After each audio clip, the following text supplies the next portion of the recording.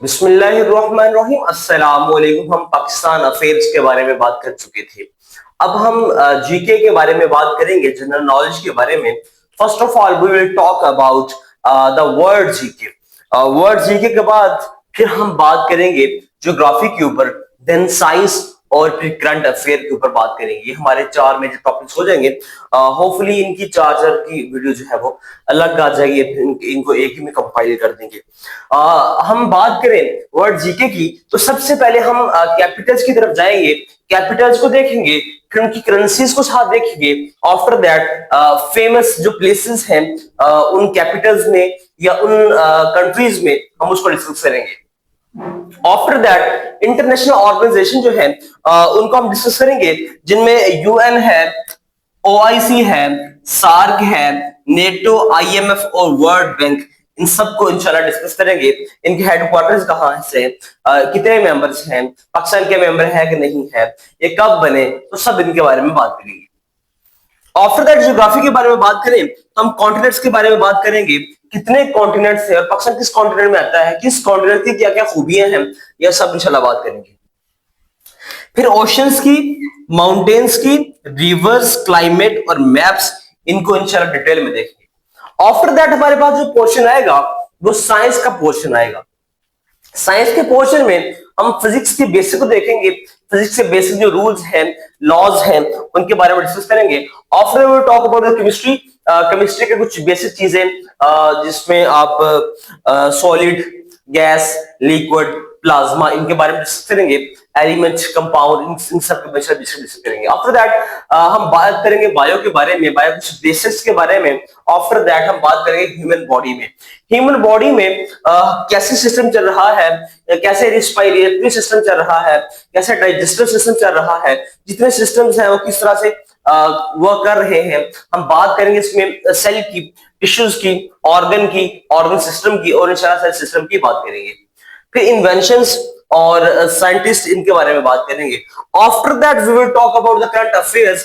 Current affairs में हम सबसे पहले पाकिस्तान के करंट अफेयर्स को देखेंगे, हम इंटरनेशनल अफेयर्स को देखेंगे। After that, we will talk about the sports, awards, economy and important events, इनके बारे में डिस्कस करेंगे। सो ये हमारा पोर्शन जो है वो जीके का पोर्शन है, इंक्लूडिंग द पाकिस्तान अफेयर्स। हम उसके ऊपर बात कर चुके हैं, तो ये टॉपिक्स हैं जिनको हम अभी यहाँ पे कवर करेंगे। दोबारा से देखने किनको कवर करेंगे, वर्ल्ड जीके में कैपिटल, करेंसीज, फेमस प्लेसेस और इंटरनेशनल ऑर्गेनाइजेशन में ये हमारे पास ऑर्गेनाइजेशन है। आफ्टर दैट ज्योग्राफी का पोर्शन, ये हमारे पास ज्योग्राफी का पोर्शन है। साइंस के पोर्शन में थोड़ा सा ये साइंस का पोर्शन है। फिर हम करंट अफेयर्स की बात करेंगे, ये हमारे पास उसका भी पोर्शन है। होपफुली आपको क्लियर होगा कि किस तरह से हम इसको डिटेल में डिस्कस करेंगे। Next, we're talking about the capital, currencies, and famous places of the world. Countries. First of all, we will talk about Asian country. Asian country में सबसे पहले पाकिस्तान की बात करें तो इसका कैपिटल इस्लामाबाद है और करेंसी पाकिस्तानी रुपीस में है। और इसका फेमस प्लेस बात करें तो हमारे पास फैसल मॉस्क है। सेकंड देखें तो K2 भी है, जो कि दुनिया की सेकंड सबसे बुलंद चोटी है। आफ्टर दैट चाइना की बात करें तो चाइना का जो कैपिटल है वो बीजिंग है और करेंसी युआन है और फेमस प्लेस है great wall of China. Third India का कैपिटल न्यू दिल्ली है और इसकी करेंसी इंडियन रुपीस है। ताजमहल इसकी फेमस जो है वो प्लेस पे आता है। अफगानिस्तान का कैपिटल काबुल है और इनकी करेंसी अफगानी है और बियान रीजन ये इनका फेमस प्लेस है। ईरान की बात करें तो तेहरान जो है वो इसका कैपिटल है, तेहरान। और रियाल इसका जो है वो करेंसी है। आजादी टावर जो है वो इसका फेमस प्लेस है। सऊदी अरेबिया की बात करें तो रियाद जो है, रियाद ये इसका हमारे पास कैपिटल है। आफ्टर दैट हम बात करें करेंसी की तो रियाल और काबा जो है, मस्जिद अल हरम जो है, ये इसका फेमस मॉस्क में आता है, फेमस प्लेस में आता है। आगे बात करें यूएई की तो अबू धाबी जो है वो इसका कैपिटल है और दिरहम जो है वो करेंसी है और बुर्ज खलीफा जो इसका फेमस प्लेस है। तुर्की को है, तुर्की का जो कैपिटल है वो अंकारा है और टर्किश लीरा इसका करेंसी है और ब्लू मॉस्क जो है वो फेमस प्लेस है। जापान की बात करें तो टोक्यो इसका कैपिटल है, येन इसकी करेंसी है और माउंट फूजी इसका फेमस प्लेस है। बांग्लादेश की बात करें तो ढाका जो है इसका कैपिटल है और टका इसकी करेंसी है और कॉक्स बाजार जो है वो इसकी फेमस प्लेस है। नेक्स्ट हम बात करते हैं यूरोपियन कंट्रीज की, तो यूरोपियन कंट्रीज में हमारे पास यूनाइटेड किंगडम यूके की बात करें तो लंदन कैपिटल है, पाउंड जो है वो इसकी करेंसी है, और फेमस प्लेस बिग बेन है। फ्रांस की बात कर लें, फ्रांस की अगर हम बात करें फ्रांस की, तो पेरिस जो है वो इसका कैपिटल है फ्रांस का, और इसमें एफिल टावर भी है, और यूरो इसकी करेंसी है। जर्मनी इसकी बर्लिन जो है वो कैपिटल है, बट यूरो इसकी करेंसी है। और इटली की बात करें तो रोम इसका कैपिटल है, यूरो ही करेंसी है। ग्रीस की बात करें तो एथेंस इसका कैपिटल है और यूरो इसकी करेंसी है। और स्विट्जरलैंड जो है वो स्विस फ्रांस इसकी करेंसी है, और बर्न इसका कैपिटल है। आगे बात करें नॉर्थ एंड साउथ अमेरिका की, तो यूएई है जो यूएई जो है हम पहले बात कर चुके हैं। यूएई यहाँ पे एशियन कंट्री में। अब यूएसए की बात करते हैं। यूएसए अमेरिका, वाशिंगटन डीसी इसका कैपिटल है, यूएस डॉलर करेंसी है, और स्टैच्यू ऑफ लिबर्टी जो है इसकी फेमस प्लेस है। कनाडा की बात करें तो ओटावा इसका कैपिटल है कनाडा का, और कैनेडियन डॉलर जो है वो इसकी करेंसी है। नायग्रा फॉल इसकी फेमस प्लेस है। ब्राजील का जो कैपिटल है वो ब्रासिलिया है, और रियल इसकी करेंसी है। आगे बात करें मेक्सिको की, तो मेक्सिको सिटी जो है वो इसका कैपिटल है, और पीसो इसकी करेंसी है। आगे हम बात करते हैं कुछ हमारे पास जो कंट्री हैं अफ्रीका, उसमें फर्स्ट ऑन इजिप्ट की बात करें तो साइरो इसका कैपिटल है, और इजिप्टियन पाउंड जो है वो इसकी करेंसी है। आफ्टर दैट बात करें पिरामिड ऑफ द गिजा, तो ये हमारे पास इसकी फेमस प्लेस है। नेक्स्ट हम बात करते हैं जी, ये अफ्रीकन कंट्री है साउथ अफ्रीका, तो प्रिटोरिया इसका कैपिटल है, और रैंड इसकी करेंसी है। टेबल माउंट फेमस प्लेस है। कीनिया की बात करें तो नारोबी, कीनिया में नारोबी एक कैपिटल है, और किन्जॉन शीलिंग इसका करेंसी है। आगे हम बात करते हैं ऑस्ट्रेलिया की, तो ऑस्ट्रेलिया में जो है कैनबीरा ये इसका कैपिटल है, और ऑस्ट्रेलियन डॉलर जो है ये फेमस इसमें इनकी करेंसी है। और फेमस प्लेस में देखें तो सिडनी ओपेरा हाउस। बात करें न्यूजीलैंड की, तो न्यूजीलैंड में विलिंगटन जो है वो इसका कैपिटल है, न्यूजीलैंड डॉलर इसकी करेंसी है। ये कुछ बहुत इंपॉर्टेंट से हैं। पाकिस्तान देखिए इस्लामाबाद रुपीस और फेमस प्लेसेस में Faisal mosque China, Beijing yuan और Great Wall India New Delhi rupees और Taj Mahal UAE Abu Dhabi dirham और Burj Khalifa, Turkey Ankara lira Blue Mosque. Next हम बात करें तो USA Washington DC dollar Statue of Liberty. अगर हम बात करें अब हमारे पास फ्रांस की, तो पेरिस यूरो और एफिल टावर। और अगर हम बात करें इजिप्ट की, तो सीरो और इजिप्टियन पाउंड ये हमारे पास है। आगे बात करें नेपाल की, तो नेपाल जो है वो माउंट एवरेस्ट है, highest mountain in the world है।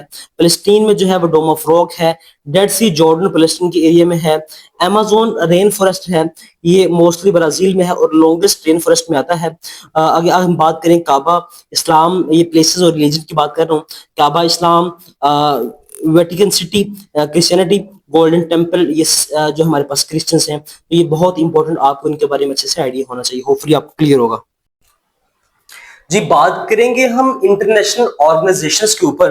First of all we will talk about UN.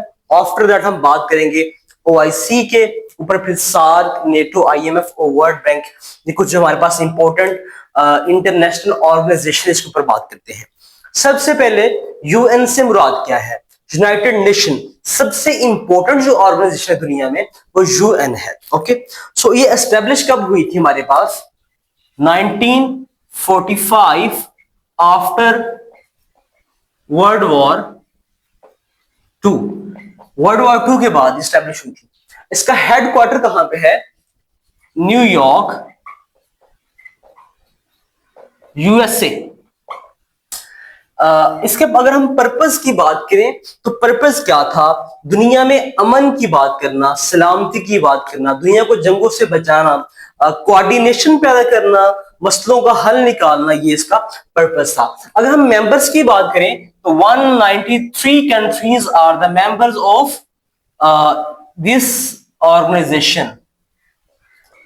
Pakistan ने 1947 में ही इसको ज्वाइन कर लिया था। आगे हम P5 के बारे में बात करते हैं। P5 से मुराद परमानेंट मेंबर्स हैं। यूएन के इनके पास जो है वो वीटो पावर है। वीटो पावर का मतलब क्या है, अगर ये चाहें कोई भी, अगर सपोज दैट हमारे पास किसी कंट्री के बारे में, किसी चीज के बारे में कोई डिसीजन हो रहा है, उसको चेंज करना चाहे, स्टॉप करवाना चाहे, तो ये करवा सकते हैं वीटो पावर के जरिए। अब परमानेंट मेंबर्स कौन कौन से हैं उनकी बात करें तो सबसे पहले परमानेंट मेंबर है जी USA, UK, China, Russia, France.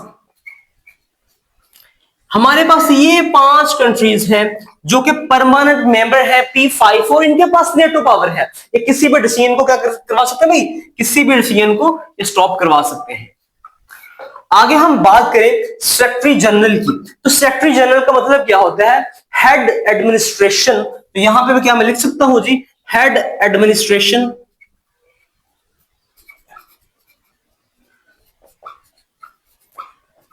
अगर बात करें हम सेक्रेटरी जनरल की, हेड एडमिनिस्ट्रेशन ऑफ यूएन, तो वो हमारे पास कौन है, एंटोनियो गुटेरेस। एंटोनियो गुटेरेस जो है ये इसके हेड है और उनका कंट्री है वो पुर्तगाल है, पुर्तगाल से ये है और इनका जो नाम है एंटोनियो गुटेरेस है।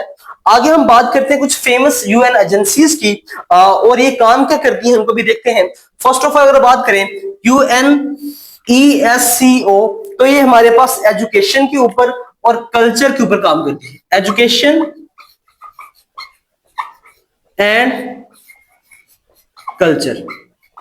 आगे बात करें UNICEF, तो ये हमारे पास चिल्ड्रन वेलफेयर के ऊपर काम करती है। Next we will talk about WHO, तो WHO ये हेल्थ के ऊपर काम करती है और IMF ये इकोनॉमी को स्ट्रॉन्ग करने के लिए, फंडिंग के लिए काम करती है। अच्छा, ये कुछ हमारे इनको जो हम पढ़ चुके हैं थोड़ा सा जल्दी देखेंगे। यूएन फाउंडेड हम बात कर चुके हैं 1945। हेडक्वार्टर कहां पे है, न्यूयॉर्क USA। इसके यूएन मेंबर्स की बात कर चुके हैं 193 और यूएस सेक्रेटरी जनरल की बात कर लें वो पुर्तगाल से हैं एंटोनियो गुटेरेस। तो ये इनके हमारे पास सेक्रेटरी जनरल हैं। अब हम बात करते हैं OIC की। OIC से क्या मुराद है, ऑर्गेनाइजेशन ऑफ इस्लामिक कॉर्पोरेशन। तो ये हमारे पास OIC है। एस्टेब्लिश कब हुई थी, 1969 को। हेडक्वार्टर कहां पे है, Jeddah, Saudi Arabia. Jeddah Saudi Arabia में है और इसके जो मेंबर्स हैं वो 57 मुस्लिम कंट्रीज हैं। और पर्पस की बात करें, इनका पर्पस क्या था कि मुसलमानों को यूनाइट करना, उनको पावर दिलाना, उनको सपोर्ट करना, उनकी हेल्प करना, इनका पर्पस था। आगे हम बात करते हैं जी सार्क की। तो सार्क से क्या मुराद है, south Asian association for regional cooperation. ये हमारे पास सार्क है। सार्क एस्टेब्लिश कब हुआ था जी, 1985 को और इसका हेडक्वार्टर कहां पे है, काठमांडू, नेपाल के अंदर। नेपाल का जो कैपिटल है काठमांडू, तो वहां पे जिसका क्या है, हेडक्वार्टर है। मेंबर्स की बात करें तो साउथ एशियन में 8 कंट्रीज आते हैं, जिनमें अगर बात करें नेपाल, पाकिस्तान, इंडिया, ठीक है, अफगानिस्तान, भूटान, मालदीव्स, अफगानिस्तान, ये सब उसके पार्ट हैं, इनके सब मेंबर्स हैं, 8 कंट्रीज।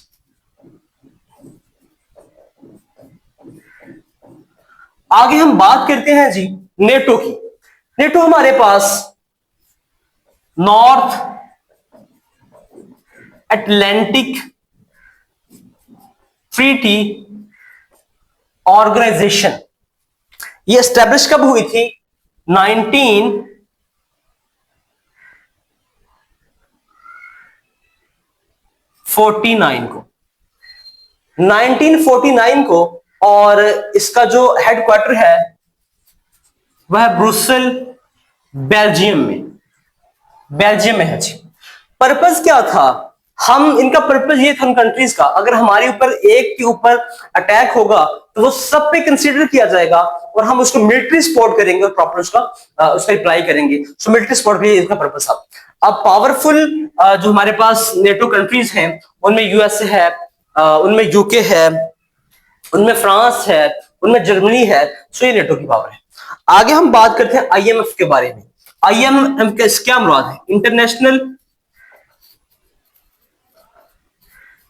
Monetary fund. अगर स्टैब्लिश की बात करें तो 1944 को स्टैब्लिश हुआ था और वर्ल्ड बैंक भी 1944 को ही हुआ था और इसका हेडक्वार्टर जो है वो वाशिंगटन डीसी है यूएसए में, और वर्ल्ड बैंक का भी हेडक्वार्टर क्या है? वाशिंगटन डीसी है यूएसए में। आगे बात करते हैं पर्पस की। पर्पस ये शॉर्ट टर्म आपको लोन्स देता है किसी भी कंट्री की इकोनॉमी को अच्छा करने के लिए, उसको बेहतर करने के लिए। और अगर हम वर्ल्ड बैंक को देखें तो इसका पर्पस ये लॉन्ग टर्म देता है और किसी भी डेवलपमेंटल प्रोजेक्ट के लिए देता है, या इकोनॉमी के लिए और डेवलपमेंटल प्रोजेक्ट के लिए। ये लॉन्ग टर्म और ये शॉर्ट टर्म। बाकी इनका एस्टेब्लिश 1944, इसका 1944, headquarter Washington DC USA, Washington USA. So ये हमारे पास इंपॉर्टेंट ऑर्गेनाइजेशंस हैं जो कि हमसे पूछ सकते हैं। दोबारा बात कर लें, सबसे पहले यूनाइटेड किंगडम है, यूनाइटेड नेशंस है, sorry, UN, established 1945 after world war 1, और हेडक्वार्टर की बात करें न्यूयॉर्क यूएसए। मेंबर्स 193 हैं। पाकिस्तान ने ज्वाइन किया था 1947 को। अगर हम इसके परमानेंट मेंबर्स की बात करें वो 5 हैं। वो 5 कौन कौन से हैं? यूएसए, यूके, चाइना, रशिया और फ्रांस, जो कि इनके पास नेटो पावर है, किसी भी डिसीजन को ये स्टॉप करवा सकते हैं। इनका जो सेक्रेटरी जनरल है वो हेड एडमिनिस्ट्रेशन उनको कहते हैं, वो पुर्तगाल से है, एंचिनो गुटेरेस उनका नाम है। ये फेमस यूएन एजेंसीज हमने बात कर ली। हमने सबसे पहले बात की जी एजुकेशन और कल्चर की कौन सी है, और फिर हमने चिल्ड्रन वेलफेयर के लिए बात की, हेल्थ के लिए और इकोनॉमिकल सपोर्ट के लिए बात कर ली।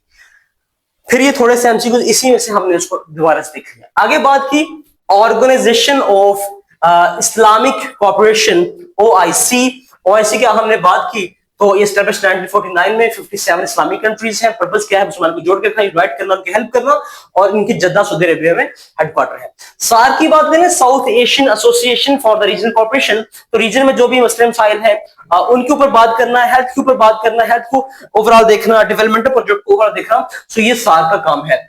और अगर बात करें एस्टेब्लिशमेंट की, एस्टेब्लिश हुआ था 1985 को, और हेडक्वार्टर इसका नेपाल का जो हमारे पास कैपिटल है खटमंडू, तो खटमंडू में जनाब वाला इसका जो है हेडक्वार्टर है। मेंबर्स की बात करें तो 8 मेंबर्स से हमने बात कर ली इसके बारे में। नेटो के बारे में बात कर ली। North Atlantic Treaty Organization establish कब हुई? 1949 को। हेडक्वार्टर ब्रुसेल बेल्जियम में है, और इसका पर्पस क्या है कि किसी एक ऊपर अटैक होगा सब पे कंसीडर किया जाएगा। उन्होंने मिलिट्री अलायंस का नाम दिया है। आईएम की बात की, इंटरनेशनल मॉनेटरी फंड के बारे में बात की, एस्टैब्लिश कब हुआ, हेडक्वार्टर कहां पे है, पर्पस क्या है, इसका शॉर्ट टर्म कैसे देता है इकोनॉमी को सपोर्ट करने के लिए। फिर हमने वर्ल्ड बैंक की बात की, एस्टैब्लिश 1944, और इसका वाशिंगटन डीसी इसका हेडक्वार्टर। पर्पस क्या है? डेवलपमेंटल प्रोजेक्ट के लिए ये हमारे पास जो है वो लोन वगैरह देता है। होपफुली आपको टॉपिक क्लियर होगा।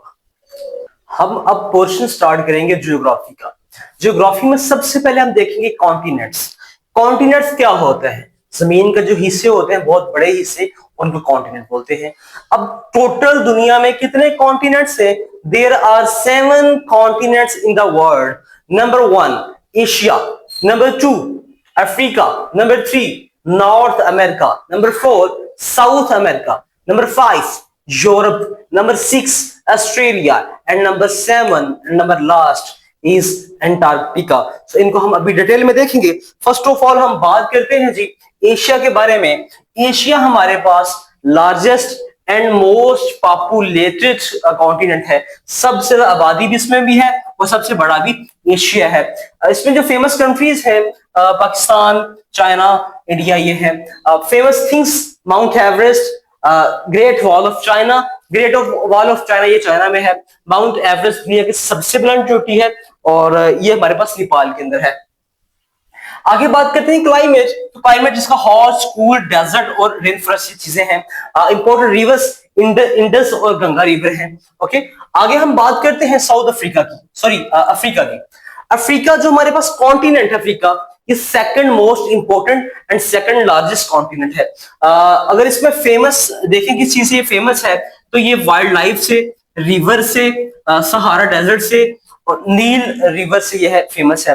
अब जो नील रिवर है ये लार्जेस्ट रिवर है जी, नील रिवर लार्जेस्ट रिवर है। और अगर हम हॉट डेजर्ट में देखें तो सहारा जो है ये लार्जेस्ट डेजर्ट है इन the world. In the world बात करूं तो लार्जेस्ट रिवर की बात कर लें तो वो हमारे पास जो है वो सहारा डेजर्ट होगा। सॉरी, अगर रिवर की बात करें तो नील रिवर, और अगर डेजर्ट की बात करें तो सहारा डेजर्ट ये हमारे पास। Famous country Egypt, Nigeria, Kenya और क्लाइमेट इसका हॉट है। नॉर्थ अमेरिका की बात करें इसमें फेमस कंट्रीज की तो यूएसए, कनाडा और मेक्सिको है। ठीक है, इसका क्लाइमेट ओवरऑल कूल्ड और मॉडरेट रहता है। फेमस थिंग जिसमें नायग्रा फॉल्स है और रॉकी माउंटेन्स है, you know that Niagara false Canada के अंदर है। आगे बात करें साउथ अमेरिका की, साउथ अमेरिका में ब्राजील, अर्जेंटीना और पेरू ये इसके इंपॉर्टेंट कंट्रीज है।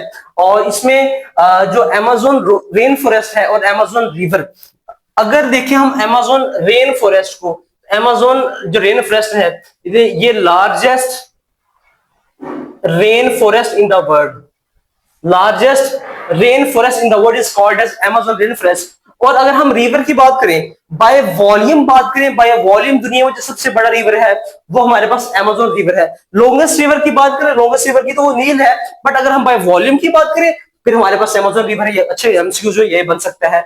आगे बात करते हैं यूरोप की। यूरोप जो कॉन्टिनेंट है इसमें यूके है, फ्रांस है, जर्मनी है, इटली है, इसके important countries. Famous for education, important है, इंडस्ट्रीज, ये डेवलप्ड कंट्रीज में आता है।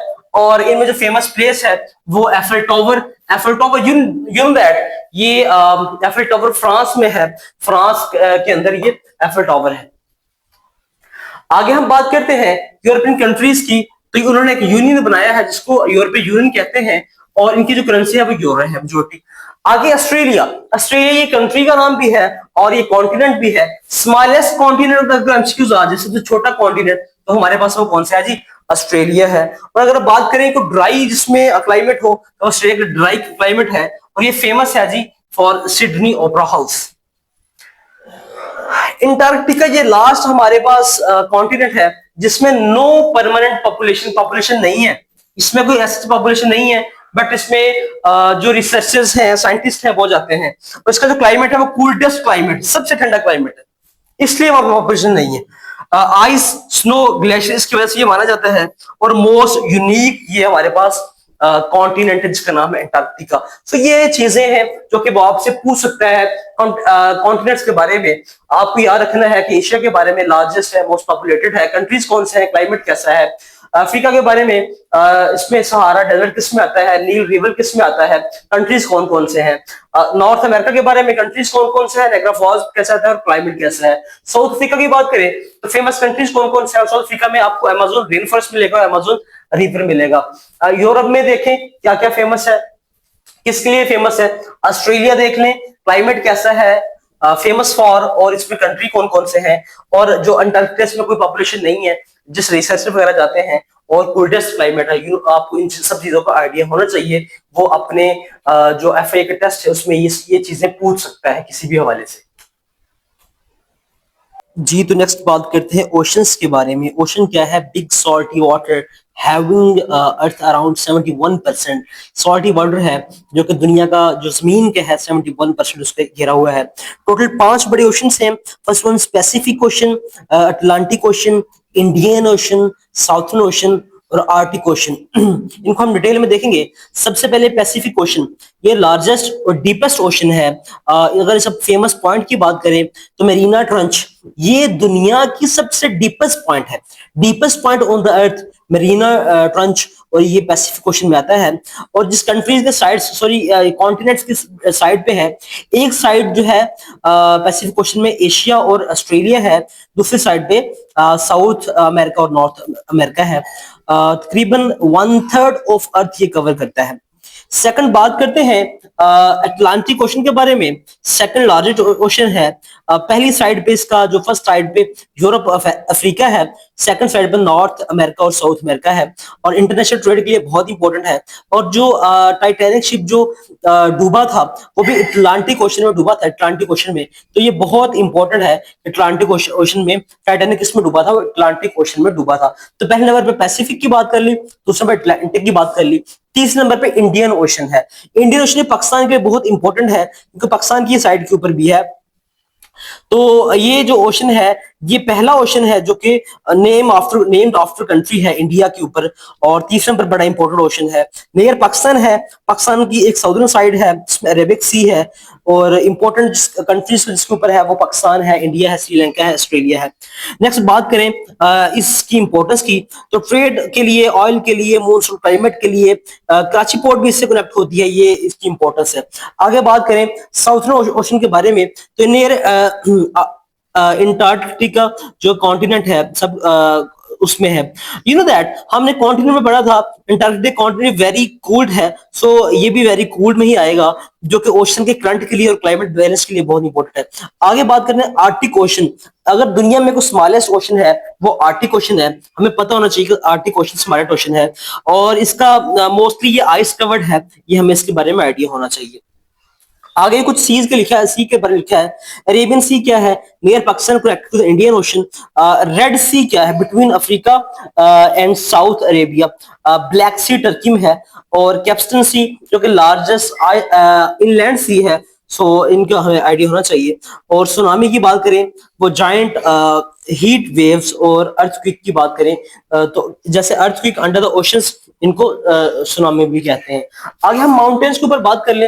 माउंटेन की कुछ माउंटेन कहते किसे हैं, रेस्ड लैंड एरियाज को माउंटेन कहते हैं। अगर हम इंपॉर्टेंट माउंटेन रेंजेस की बात करें, तो रेंजेस में ये हमारे पास रेंजेस है, उनकी लोकेशन भी है। रेंज हिमालयाज है, ये एशिया में है, एशिया के अंदर। कराकोरम ये पाकिस्तान और चाइना की है। अल्प्स ये यूरोप की है, और रॉकीज नॉर्थ अमेरिका की, और एंडीज ये साउथ अमेरिका की रेंजेस हैं।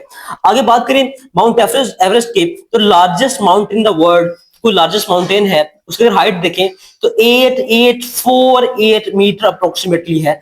और अगर ये आप केटू की बात करें जो गिलगित बल्तिस्तान में है, ये सेकंड हाईएस्ट है, 8611 मीटर इसकी है, और ये पार्ट ऑफ कराकोरम है।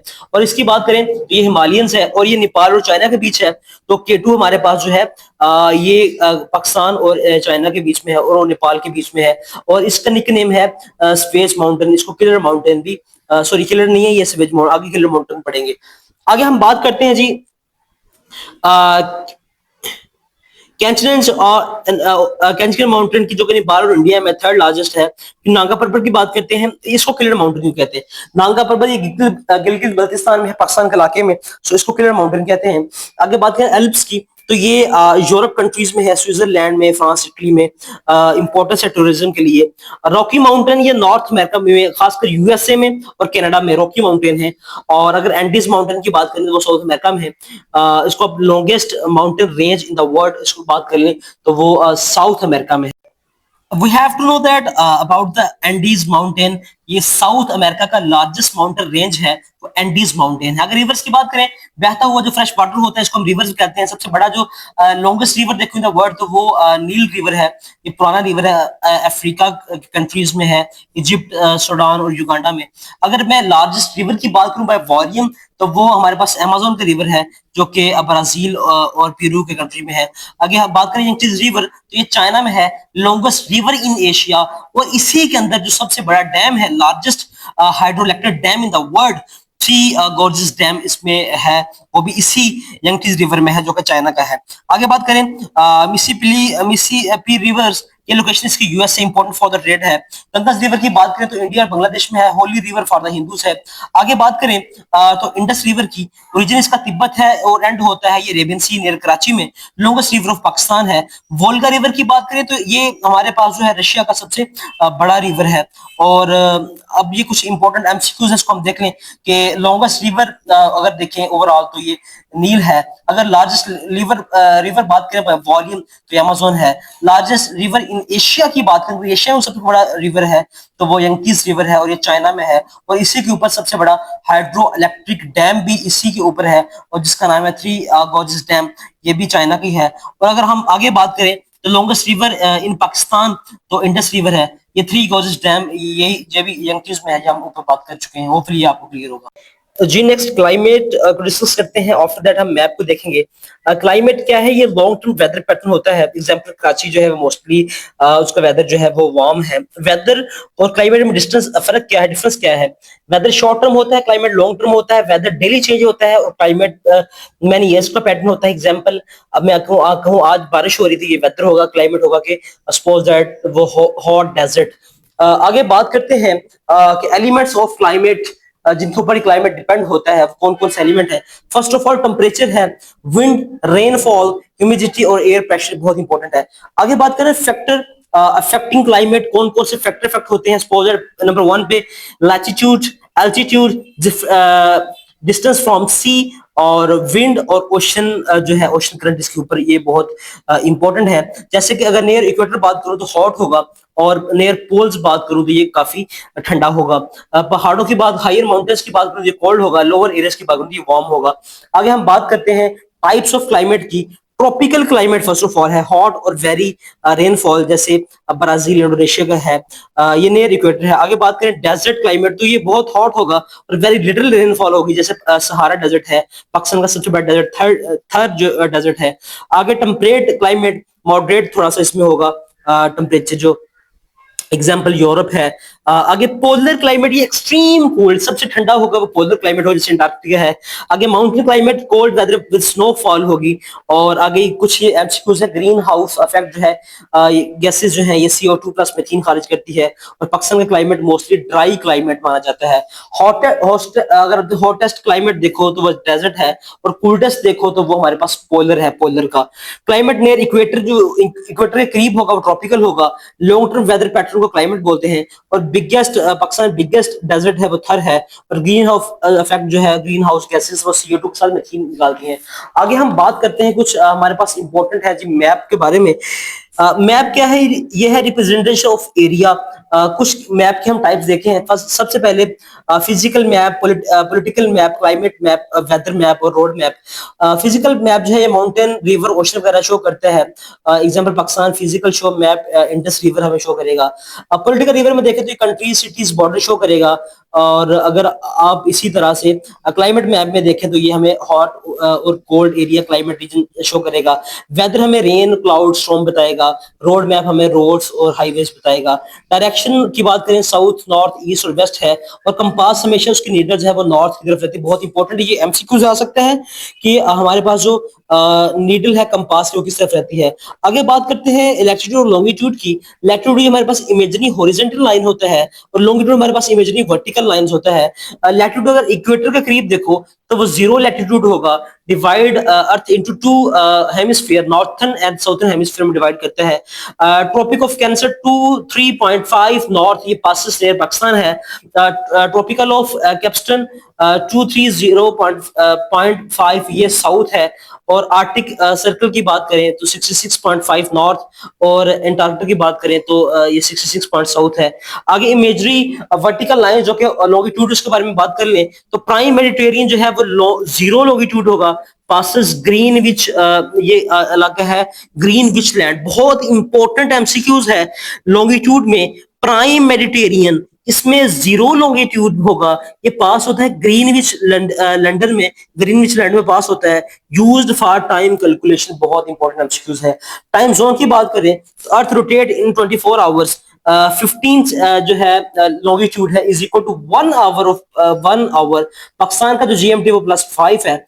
1 centimetre on map is equal to 10 kilometre on real distance. ये बहुत इंपॉर्टेंट है। तो 1 सेंटीमीटर ऑन द मैप ये 10 किलोमीटर बराबर है जी असल डिस्टेंस के। सिंबल ऑफ की मैप बात कर लें ब्लू वाटर को शो करेगा, ग्रीन फॉरेस्ट को शो करेगा, ब्राउन जो है वो ये माउंटेन को शो करेगा। लार्जेस्ट कॉन्टिनेंट हम बात कर चुके हैं वो एशिया है, और लार्जेस्ट ओशन है वो पैसिफिक है। लॉन्गेस्ट रिवर जो वो है नील है, और हाईएस्ट माउंटेन वो एवरेस्ट है। पाकिस्तान के नेबर्स की बात हम कर चुके हैं रेडी, उसको हम नहीं देखेंगे। फिर हम पाकिस्तान के जो है वो प्रोविंसेस के ऊपर बात कर चुके हैं, और उनके जो कैपिटल्स उनके ऊपर बात भी हम डिटेल में कर चुके हैं। जीपीएस की बात करें तो जीपीएस ग्लोबल पोजीशनिंग सिस्टम है। कंपास पॉइंट टुवर्ड्स नॉर्थ, ये हम बात कर चुके हैं। जीरो लॉन्गिट्यूड भी ये प्राइम मेडिटेरियन जो कि हमने क्रीम्स की बात की थी। लार्जेस्ट कॉन्टिनेंट एशिया है, बात कर चुके हैं। जीरो ये हमारे पास जो डिग्री है वो लैटिट्यूड ये इक्वेटर के करीब है। लार्जेस्ट ओशन पैसिफिक है, और पाकिस्तान का जीएमटी +5 है। होपफुली आपको क्लियर होगा। जी हम नेक्स्ट साइंस के पोर्शन के ऊपर बात करेंगे। साइंस में जब हम पोर्शन देखेंगे, first of all we will talk about the physics basics. हम फिजिक्स की बेसिक कुछ डिटेल में देखेंगे, फिर केमिस्ट्री की, और आफ्टर दैट हम बायो की डिटेल को भी कुछ डिटेल से देखेंगे। सबसे पहले फिजिक्स की डिटेल को हम देखते हैं। फिजिक्स है क्या? Branch of science which deal the study of matter, energy, motion and forces। ये हमारे पास फिजिक्स है।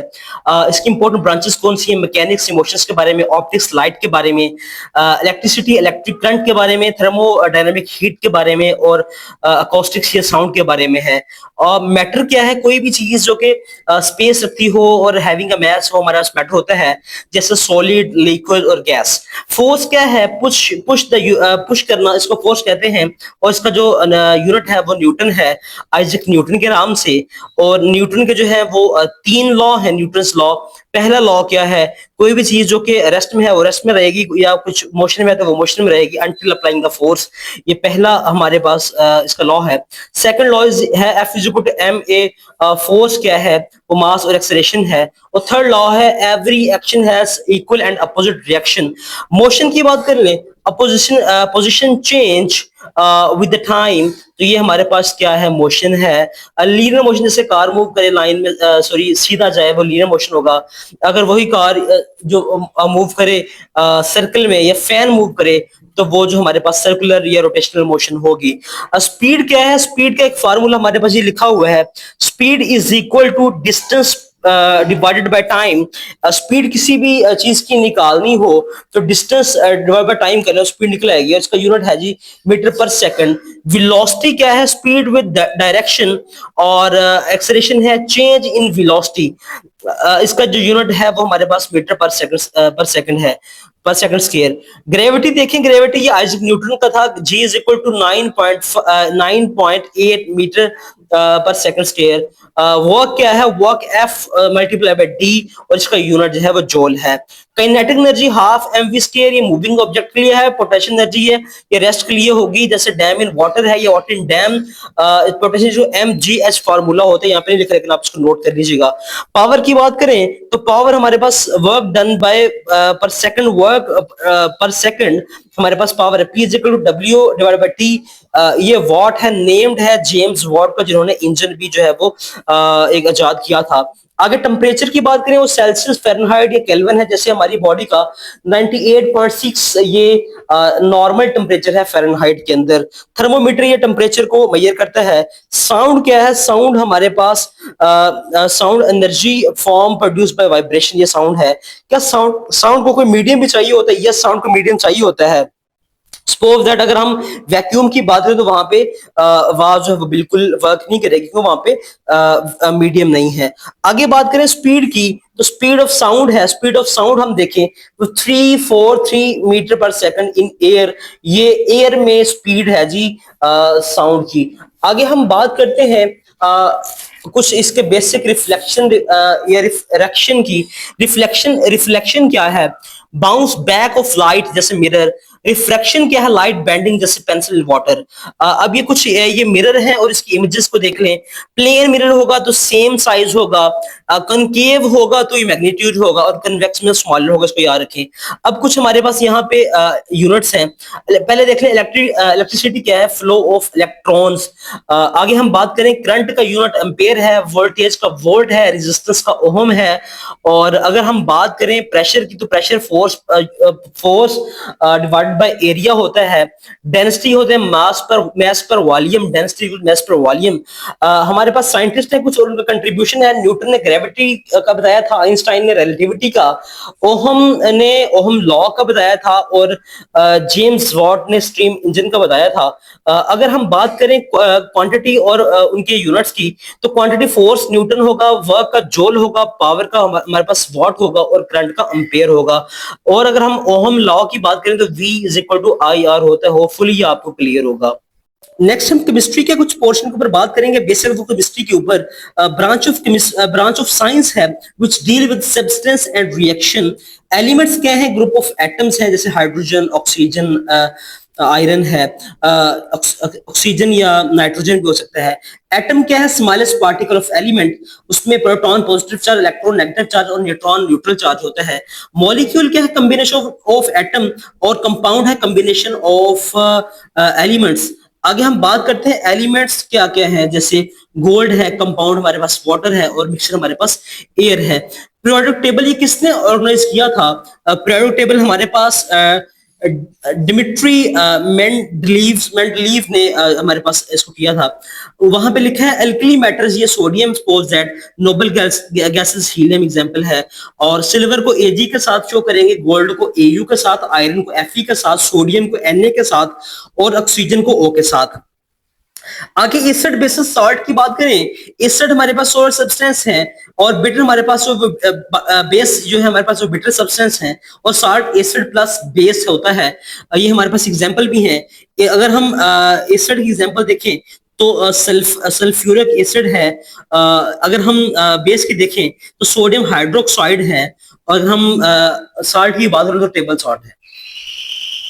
अब हम रेंजेस की बात करते हैं। अगर ये 0 to 14 की बात करते हैं, लेस देन 7 होगा तो एसिडिक होगा, अगर ये 7 होगा तो न्यूट्रल है, अगर ग्रेटर देन 7 है तो फिर ये बेस होगा। सो ये एमसीक्यू जो पूछ सकता है कि लेस देन 7 वो क्या होगा? एसिड होगा। ग्रेटर देन 7 क्या होगा? वो बेस होगा। ये वाले एमसीक्यूज मैंने खुद ये एफआईए के टेस्ट में देखा है कि 7 क्या है, तो 7 हमारे पास रेंजेस में न्यूट्रल आता है। होपफुली ये आपको क्लियर होगा।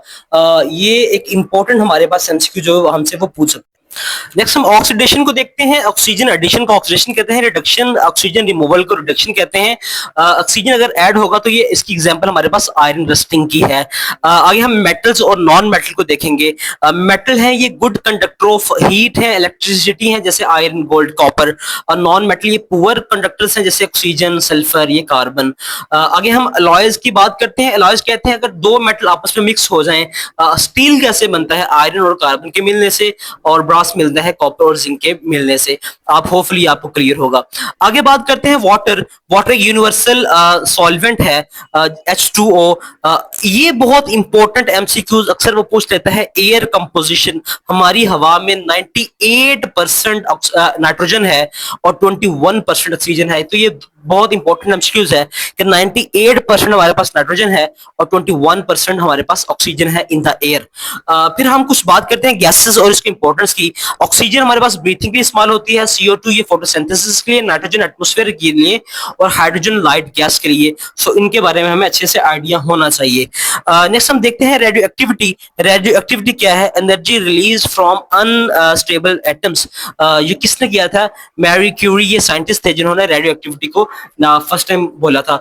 नेक्स्ट आइसोटोप्स के बारे में पूछ लेता है। आइसोटोप्स क्या हैं? जिनके सेम इलेक्ट्रॉन्स हो, जिन एटम्स के सेम इलेक्ट्रॉन्स हो बट विद डिफरेंट न्यूट्रॉन्स, वो हमारे पास क्या होता है? आइसोटोप्स। ऑर्गेनिक केमिस्ट्री में जिनमें हम कार्बन कंपाउंड को स्टडी करें, इन ऑर्गेनिक केमिस्ट्री में जहां नॉन कार्बन कंपाउंड को हम स्टडी करते हैं। कुछ साइंटिस्ट हैं और उनका कंट्रीब्यूशन है वो देखते हैं। मेंडलीव हम पहले पढ़ चुके हैं पीरियोडिक टेबल के बारे में, बहुत इंपॉर्टेंट। इन्होंने पीरियोडिक टेबल को फर्स्ट टाइम जो है डिस्कवर किया था। मैरी क्यूरी ने रेडियो एक्टिविटी के बारे में हम ऊपर ही बात करके आए हैं, और डाल्टन जो है इन्होंने एटॉमिक थ्योरी हमें दी थी। ये कुछ इंपॉर्टेंट एमसीक्यूज नीचे हैं, इनको हम देखते हैं। स्मॉलेस्ट पार्टिकल ऑफ हमारे पास जो है smallest particle of overall element का, वो हमारे पास एटम है। और यू नो दैट कि एटम के अंदर प्रोटॉन है, न्यूट्रॉन है, इलेक्ट्रॉन है। पॉजिटिव चार्ज में प्रोटॉन, इलेक्ट्रॉन को नेगेटिव चार्ज, और न्यूट्रॉन हमारे पास न्यूट्रल होता है। वाटर फार्मूला हमें पता है H2O, gas for the breathing. Oxygen जो हमारी सवाल होते हैं हम पढ़ चुके हैं। Creator of periodic table Mendeleev हम ऊपर भी पढ़ चुके हैं, 2 दफा पढ़ चुके हैं। PH of neutral substance 7। अगर ये 7 से कम होगा तो फिर एसिड होगा, 7 से ज्यादा होगा तो बेसिक होगा, अगर ये 7 होगा तो फिर ये न्यूट्रल होगा। Most abundant air gas in, ये हमारे पास नाइट्रोजन है जो कि हवा में है। 78% नाइट्रोजन है और 21% ऑक्सीजन है, अगर ये हम एयर कंपोजिशन को देखते हैं। आगे हम बात करें बायो का कुछ पोर्शन है। बायो में हम क्या करते हैं, स्टडी ऑफ लिविंग थिंग। कुछ ब्रांचेस हैं, बॉटनी में प्लांट्स को देखते हैं, जोलॉजी में एनिमल्स को, और माइक्रोबायोलॉजी में माइक्रो ऑर्गेनिजम्स को, जेनेटिक्स में हेरिडिटी को। अब हम देखते हैं सेल।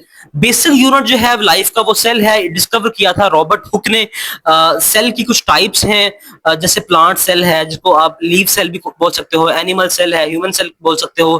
पार्ट्स ऑफ सेल के ऊपर बात कर लेते हैं। सबसे पहले जो कंट्रोल सेंटर है वो न्यूक्लियस है, और जिसमें केमिकल रिएक्शन सबसे ज्यादा होगा वो साइटोप्लाज्म है, जो कि प्रोटेक्शन के लिए यूज होगा। वो हमारे पास सेल मेम्ब्रेन है। आपको इसके बारे में आइडिया होना चाहिए कि न्यूक्लियस और ये साइटोप्लाज्म और सेल मेम्ब्रेन। टिश्यू क्या है, जब ये सेल आपस में मिलेंगे तो टिश्यू बन जाएंगे, और जब ये टिश्यू मिलेंगे तो ऑर्गन्स बन जाएंगे, और उन ऑर्गन से ऑर्गन सिस्टम बन जाएंगे। You know that organ system different हो सकते हैं, जैसे हमारा डाइजेस्टिव सिस्टम है, रेस्पिरेटरी सिस्टम है, नर्वस सिस्टम है। इंशाल्लाह में इनको हम सबको डिटेल में बाद में देखते हैं। प्लांट्स क्या है, make food by the photosynthesis, और plants prepare food using sunlight, water, carbon dioxide, इनको यूज करके अपनी जो खुद खुराक प्लांट बनाता है। लीफ में क्या होती है, फोटोसिंथेसिस। एनिमल क्या होते हैं जी, animal can not make their own food. Vertebrates कहते हैं उन एनिमल को जिनका बैकबोन होता है, जैसे ह्यूमन है, जैसे कैट्स हैं। इनवर्टिब्रेट्स कहते हैं जिनका बैक नहीं होता, बैकबोन नहीं होती, जैसे इंसेक्ट्स हैं। माइक्रो ऑर्गेनिज्म क्या है, टाइनी लिविंग ऑर्गेनिजम्स, जैसे बैक्टीरिया है, वायरसेस है, फंजाई है। इम्यूनिटी क्या है, बॉडी का जैसे डिफेंस सिस्टम है। वैक्सीन कहते हैं जो कि डिजीज से प्रिजर्वेशन के लिए यूज होता है। कुछ डिजीज और उसकी कॉजेज को देखते हैं। मलेरिया और डेंगू दोनों मॉस्किटो की वजह से होते हैं, मॉस्किटो की वजह से, और ये ट्यूबर सेलुलीज ये बैक्टीरिया की वजह से होता है। ये कुछ डेफिशिएंसीज ऑफ विटामिन हैं, अगर ये हो जाए तो फिर कौन कौन सी बीमारी हो सकती है। विटामिन ए की डेफिशिएंसी हो तो फिर नाइट ब्लाइंडनेस हो, ये बहुत इंपॉर्टेंट है। विटामिन ए की अगर कमी हो जाए तो फिर नाइट ब्लाइंडनेस होगा। विटामिन सी की कमी हो जाए तो ये सर्वी होगा। अगर विटामिन डी हो तो ये रिकेट्स होगा। आगे बात करते हैं न्यूट्रिशन की। न्यूट्रिशन है फूड इनटेक प्रोसेस, इनको न्यूट्रिशन बोलते हैं। बहुत इंपॉर्टेंट क्या है, ये मैंने खुद देखा, फैट एनर्जी स्टोरेज के लिए यूज होता है। ये एनर्जी जो स्टोर करता है ये सेल्स के अंदर स्टोर करता है, और in the form of ATP, adenosine triphosphate. ये बायो में है, अगर आप 9th-10th की बायो पढ़ें उसमें डिटेल में है। फिर प्रोटीन की बात करें तो ग्रोथ के लिए इस्तेमाल होता है, कार्बोहाइड्रेट्स एनर्जी के लिए, और विटामिन की प्रोडक्शन के लिए यूज होता है। आगे हम देखेंगे एवोल्यूशन। एवोल्यूशन कहते हैं कि जैसे इंसान जो है ग्रो हुआ, पहले बंदर था, फिर आस्ते शक्लें चेंज हुई। ये चार्ल्स डार्विन की थ्योरी है। हमें पता है किसकी थ्योरी है जी, एवोल्यूशन डार्विन की थ्योरी है। डीएनए क्या है, genetic material, deoxyribo ribonucleic acid, ribonucleic acid, ये स्पेस नहीं आएगी, राइबोन्यूक्लिक एसिड होगा, इसको हम डीएनए बोलते हैं। आगे अगर हम बात करें, हम ह्यूमन बॉडी के ऊपर बात करते हैं। ह्यूमन बॉडी में हम कुछ सिस्टम को पढ़ेंगे, जैसे हमने पढ़ा कि सेल्स हैं, सेल्स मिलके हमारे पास टिश्यू बनाते हैं, टिश्यू मिलके ऑर्गन बनाते हैं, और ऑर्गन मिलके ऑर्गन सिस्टम बनाते हैं। तो हम डिफरेंट हमारे पास ऑर्गन सिस्टम्स हैं, जिसमें पहला जो सिस्टम है हम उसको बोलते हैं सर्कुलेटरी सिस्टम। ये फंक्शन क्या करता है, ब्लड सर्कुलेट करता है। लोकेशन इसकी चेस्ट है और इसका मेन ऑर्गन हार्ट है। ये अक्सर एमसीक्यूज आ जाता है। कितने चैम्बर्स हैं, 4 चैम्बर्स हैं, राइट आर्टियम, लेफ्ट आर्टियम, राइट वेंट्रिकल्स और लेफ्ट वेंट्रिकल्स। अगर हम बात करें कि हार्ट बीट 1 मिनट में कितने हमारा दिल धड़कता है, तो नॉर्मल बंदे का एवरेज का 72 धड़कता है, बट अगर टेंशन में हो तो ज्यादा धड़कता है। अगर हम बात करें लार्जेस्ट आर्टरी की, तो ये एवियोटा, बहुत इंपॉर्टेंट एमसीक्यू है। एवियोटा ये हमारे पास लार्जेस्ट आर्टरी है। अगर हम कुछ वेसल्स की बात करते हैं, आर्टरीज क्या है और वेन्स क्या है। जो खून आपके दिल से दूर ले जाए वो आर्टरीज हैं, और जो दिल की तरफ ले आए वो वेन्स हैं, इसको आपको पता होना चाहिए। आगे हम ब्लड ग्रुप्स की बात करते हैं, ए और बी, ए बी और ओ। यूनिवर्सल डोनर जो सबको दे सकता है वो ओ नेगेटिव है, और जो सबसे ले सकता है वो ए बी पॉजिटिव है। तो अक्सर जो है वो जो देने वाला है यूनिवर्सल डोनर, तो वो ओ नेगेटिव है, और यूनिवर्सल एक्सेप्टर जो है वो ए बी पॉजिटिव है।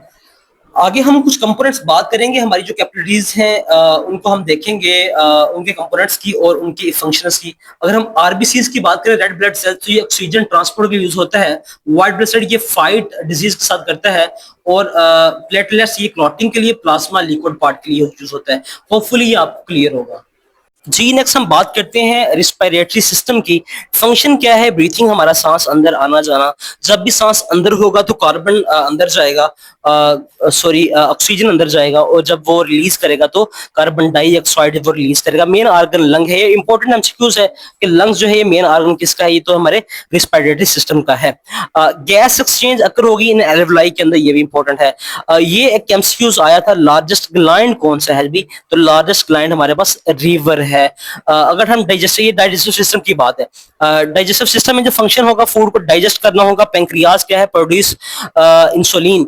अब जो इसमें स्मॉल इंटेस्टाइन इसका मेन काम है। मोस्ट डाइजेशन किसमें होगी? स्मॉल इंटेस्टाइन में। या अब्जॉर्प्शन किसमें होगी? स्मॉल इंटेस्टाइन में। तो एक सर हमसे आ सकता है कि मोस्ट जो आपकी डाइजेशन वो कहाँ पे होगी।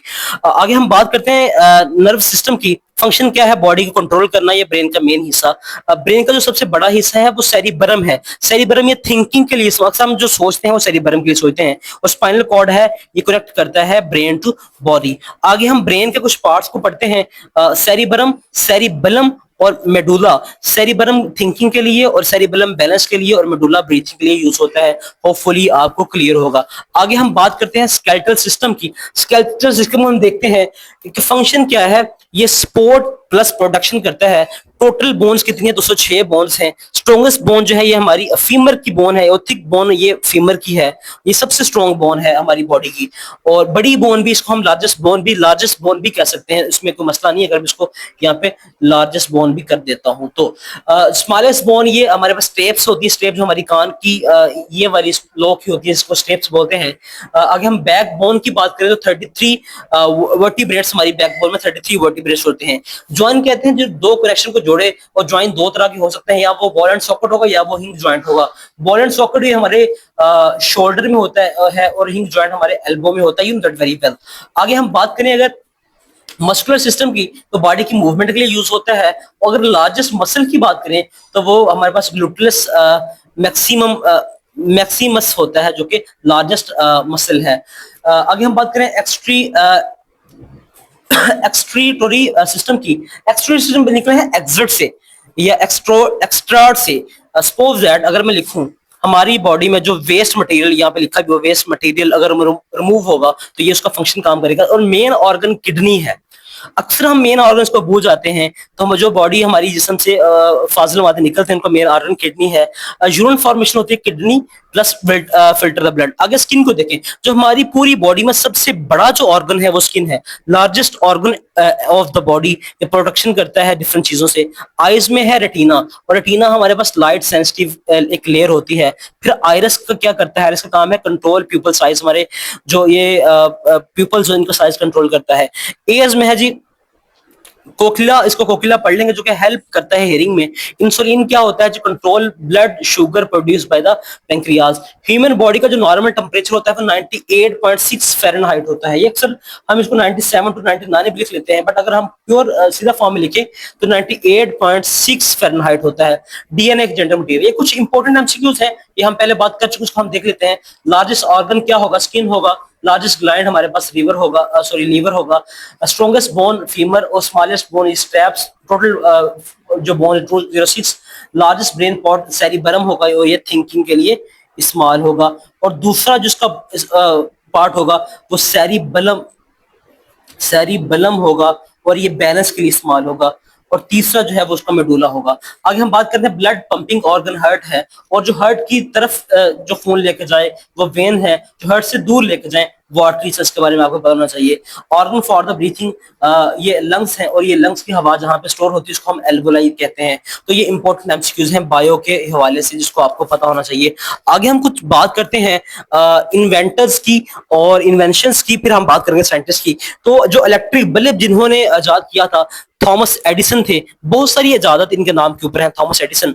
टेलीफोन की बात करें तो अलेक्जेंडर ग्राहम बेल का नाम आता है टेलीफोन में। रेडियो एक गेगलियमो मार्कोनी इनका नाम आएगा। टेलीविजन में जॉन लॉर्ड बेड की बात करेंगे। ये एयरप्लेन जो था ये वाइट ब्रदर्स, इस वाइट ब्रदर ये दो भाई थे जिन्होंने किया था। आफ्टर दैट अगर हम ऑटोमोबाइल की बात करें तो ये कार्ल बेंज, हम इसको गाड़ी के नाम बेंज से भी याद रख सकते हैं। स्ट्रीम इंजन की बात करें तो जेम्स वॉट का एक काम तो स्ट्रीम इंजन था, दूसरा इसका काम जो हमारे पास पावर है, पावर का यूनिट भी वॉट होता है, तो उसकी हम यहाँ से इसको याद रख सकते हैं। अगर हम चार्ल्स बैगी की बात करें तो इन्होंने कंप्यूटर को फादर ऑफ कंप्यूटर भी इसको कहते हैं। इंटरनेट जो किया था टिम बर्नर ली, इन्होंने www इसको याद किया था, जिसको वर्ल्ड वाइड वेब भी कहते हैं। मोबाइल फोन की बात कर लें तो मार्टिन कॉपर का नाम आता है। प्रिंटिंग प्रेस की बात करें तो जोहन गुटेनबर्ग का नाम आता है। टेलीफोन की बात करें इम्प्रूवमेंट गलीलियो गैलीली इसका नाम आएगा। वैक्सीन की बात करें तो एडवर्ड जीनर का नाम आएगा, जिन्होंने सबसे पहले जो वैक्सीन बनाई थी, सबसे पहले वो स्मॉल पॉक्स की थी वैक्सीन, एडवर्ड गीनर ने। और आगे अगर हम बात करें स्टेटोस्कोप की बात करें तो रेनी लेमैन लेमैन आई थिंक। आगे इलेक्ट्रिसिटी की बात करें तो बेंजामिन फ्रैंकलिन का नाम आएगा। इलेक्ट्रिसिटी में बेंजामिन फ्रैंकलिन का नाम आएगा। आगे हम पेनिसिलिन की बात करें, पेनिसिलिन ये एक किस्म की मेडिसिन है और ये एंटीबायोटिक मेडिसिन है। अलेक्जेंडर फ्लेमिंग का नाम बहुत इंपॉर्टेंट है पेनिसिलिन के नाम से। रेडियो एक्टिव हम पहले बात कर चुके हैं, मैरी क्यूरी का नाम हम पहले ले चुके हैं। और अगर हम रॉकेट साइंस की बात करें तो ये वर्नर वॉन ब्राउन का नाम आता है। ये कुछ हमारे पास साइंटिस्ट उनके काम लिखे हुए हैं, ये आपको पता ही होगा। आज एक न्यूटन क्यों फेमस है, ये न्यूटन लॉ के बारे में फेमस, जो कि सेब शेब गिरा सारी स्टोरी भाई, सेब गिरा सर पे और ये सारा तमाशा शुरू हो गया। आगे बात करें अल्बर्ट आइंस्टाइन के ऊपर, theory of relativity is equal to MC square बहुत इंपॉर्टेंट है। गलीलियो की बात करें तो telescope father of the modern science भी कहते हैं। थॉमस एडिसन हम ऊपर बात कर चुके हैं, इलेक्ट्रिक बल्ब की बात, जो कि 1000 से ज्यादा जिन्होंने ट्राई की थी। डार्विन की हम बात पहले ही कर चुके हैं, जो कि एवोल्यूशन की बात की थी। मैरी क्यूरी की radioactivity first Nobel prize winner women थी, तो ये बहुत इंपॉर्टेंट। मैरी क्यूरी जो थी ये फर्स्ट नोबेल प्राइज वुमेन थी। और ये रेडियो एक्टिव जब हम टॉपिक पिछला पढ़ा है केमिस्ट्री में, तो वहां पे हम बात कर चुके हैं। लुईस पास्टर की बात करें तो पास्टराइजेशन जर्म्स थ्योरी के बारे में आता है। और जिगर मेंडल की बात करें फादर ऑफ जेनेटिक है। और चार्ल्स बैगी की बात करें फादर ऑफ कंप्यूटर है। ये बहुत इंपॉर्टेंट है। निकोला टेस्ला, ये आपके पास एसी जो करंट है, अल्टरनेटिव करंट, उसके फादर है। जाबर बिन हयान की बात कर ले तो ये फादर ऑफ केमिस्ट्री हैं। अगर हमने मुस्लिम साइंटिस्ट पढ़े हो पीछे तो आपको ये याद होगा, जाबर बिन हयान। आगे हम बात करें जी स्टीफन हॉकिंग, ये भाई मेरे ख्याल में अभी जिंदा है शायद, स्टीफन हॉकिंग, अगर मैं गलत नहीं हूं तो। स्टीफन हॉकिंग मुझे खुद कंफर्म करना है, ये शायद वो जिंदा है स्टीफन हॉकिंग। ब्लैक होल के बारे में बताया था कि वो पॉइंट जो के सपोज दैट आप जहां भी ऊपर से गुजरे और ये आपको नीचे खींच ले, ब्लैक होल। अल ख्वारिज़मी की बात करें तो अलजबरे का जो है ये मुस्लिम साइंटिस्ट, अल ख्वारिज़मी ये मुस्लिम साइंटिस्ट है। और अलजबरा और बेसिक के बारे में जाबर बिन हयान भी मुस्लिम है और अल ख्वारिज़मी भी मुस्लिम है। और इब्न हैथशम की बात करें तो ऑप्टिक्स, ये जो हमारी ग्लासेस के पॉइंट ऑफ व्यू है, ये इन्होंने इसको अच्छे से एक्सप्लेन किया था। होपफुली आपको क्लियर होगा। Next we are talking about the current affairs Pakistan के। पहले हम सबसे पहले पाकिस्तान के करंट अफेयर की बात करेंगे, फिर हम इंटरनेशनल देखेंगे। पाकिस्तान के अगर हम फॉरेन पॉलिसी को देखें तो वो यही है कि maintain relation with other countries, ये हमारी पॉलिसी है। पाकिस्तान के इंपॉर्टेंट जो अलायंस है वो चाइना है, सऊदी अरेबिया है, टर्की है, यूएस है और यूएई है। यू नो दैट चाइना के साथ हमारा सीपेक मुआहदा है और सऊदी के साथ हमारा वो प्रोटेक्शन का मुआहदा है। ईरान, यूएस, अगर इसराइल के हम कंफ्लिक्ट देखें तो स्ट्रेट ऑफ हॉर्मुज़ की बात करें तो इसमें क्या हुआ था, स्ट्रेट ऑफ हॉर्मुज़ में Persian Gulf improves seas route, ये हुआ था। ऑयल प्राइसेस इंक्रीज हो गई थी due to Iran conflict, you know that. Why is Pakistan important in Iran conflict? Pakistan को कहीं इंपॉर्टेंस दे रहे हैं भाई, पाकिस्तान क्यों चौधरी बना हुआ है? उसकी रीजन क्या है? हमारी स्ट्रेटेजिक लोकेशन को इस तरह की है, हम मुस्लिम न्यूक्लियर स्टेट हैं और गल्फ हमारा रिलेशन अच्छा है, ईरान बॉर्डर हमारे से लगता है, हम यू नो दैट हमारे जो नेबर्स कंट्री हैं तो उनमें से एक ईरान भी है, इसलिए हमें इसमें एक इंपॉर्टेंस मिल रही है। आगे हम बात करें इसराइल और पैलेस्टीन के इशू के ऊपर, तो हम हमेशा जो है हमने वो जो है वो सपोर्ट किया है पैलेस्टीन को, हमने इसराइल को हमेशा जो रिजेक्ट ही किया है, इसराइल के खिलाफ ही बात की है। आगे अगर हम सी पैक के ऊपर बात कर लें, सी पैक जो है वो, सी पैक का मतलब क्या है? सी से चाइना, पी से पाकिस्तान, ई से इकोनॉमिक और सी से कॉरिडोर, इसका सी पैक का मतलब है ये हमारा बहुत अच्छा रिलेशन है जी चाइना के साथ। चाइना को भी सी पैक का बहुत फायदा है और एज कम्पेयर टू पाकिस्तान को भी बहुत फायदा है। अब हम कुछ इंटरनेशनल अफेयर्स के ऊपर बात करते हैं। अगर हम दुनिया की बड़ी सुपर पावर्स को देखें तो सबसे पहले यूएसए है, फिर चाइना है, फिर रशिया है, यू नो दैट। अगर हम बात करें यूएसए की तो यूएसए इन्होंने नेटो बनाया हुआ है। नेटो क्या है जी? Strongest member currency, sorry NATO का मतलब क्या है? नेटो ये एक अलायंस बनाया है, अलायंस यूएसए ने ये अलायंस इसलिए बनाया है, सपोज दैट अगर कोई एक कंट्री के ऊपर हमला करेगा तो वो बाकी सब कंट्री के ऊपर कंसीडर होगा। तकरीबन 38 या 32, आई थिंक सो 32 कंट्री है नेटो के अंदर जो कि शामिल हैं। स्ट्रॉन्गेस्ट मेंबर इसका जो है वो यूएसए है नेटो का। और क्योंकि अगर हम दुनिया की रिजर्व करेंसी के ऊपर बात करें तो वो यूएस डॉलर है। यू नो दैट कि अमेरिका के ऊपर बहुत सारा कर्जा है, बल्कि पाकिस्तान 100 गुना ज्यादा कर्जा है। लेकिन अब ये डिफॉल्ट क्यों नहीं हो रहा? क्योंकि दुनिया में अगर रिजर्व करेंसी देखें तो हमारे पास क्या है, वो हमारे पास डॉलर है। यूएन क्या है? यूएन यूनाइटेड नेशन है। ये 1945 के बाद जो है वो बनाया गया था। 1945 के बाद ही क्यों बनाया गया था? जब वर्ल्ड वॉर 2 खत्म हुई थी तो फिर ये इन्होंने बनाया था। अच्छा, अगर हम बात करें यूएनओ के मेंबर्स की, अभी तक 132 मुल्क इसके मेंबर हैं। और अगर हम इसमें सबसे बड़े हेड ऑफ एडमिनिस्ट्रेशन को देखें तो वो हमारे पास जो है वो पुर्तगाल से हैं। उनका नाम क्या है? एंटीनियो उनका नाम है, और ये पुर्तगाल से हैं। अगर हम ओआई से देखें, ओआईसी क्या है? Organization of Islamic cooperation. इसका हेडक्वार्टर जद्दा में है और इसका जो क्याम हुआ था वो 1969 को हुआ था। और जिसके मेंबर हैं वो 57 मुस्लिम कंट्रीज में इसके मेंबर हैं। और ये जद्दा सऊदी अरेबिया में है। रशिया के जो भी प्रेसिडेंट है वो पुतिन है, और यूक्रेन के जो है वो ज़ेलेंस्की है। और चाइना जो ट्रेड प्रोजेक्ट, ये बहुत इंपॉर्टेंट है, BRI। अक्सर एमसीक्यू पूछ लेते हैं चाइना का जो ट्रेड प्रोजेक्ट है वो क्या है? वो है जी BRI। You have to know that.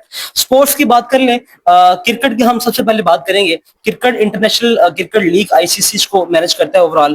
Pakistan जो है वो 1952 में इसका फाउंडर, सॉरी ये ICC है वो PCB, ये 1952 में फाउंड हुआ था। रिसेंट कैप्टन की बात करें तो टेस्ट का शान मसूद है, शाहीन OID का है, ODI का है। और हम बात करें सलमान आगा, ये T20 का है। पाकिस्तान के अचीवमेंट की बात करें तो 1992 में ODI का वर्ल्ड कप जिताया था खान साहब, द वन एंड ओनली।